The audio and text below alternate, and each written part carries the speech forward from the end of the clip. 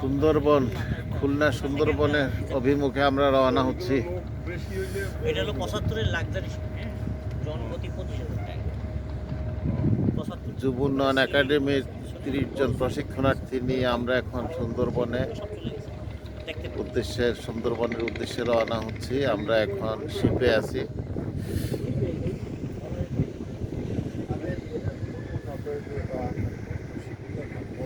প্রচুর ঠান্ডা।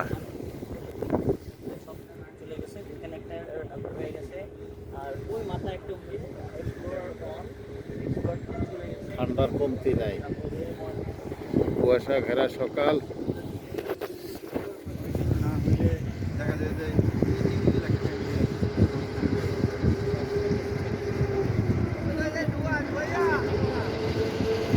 সাথে ট্রলারও আছে,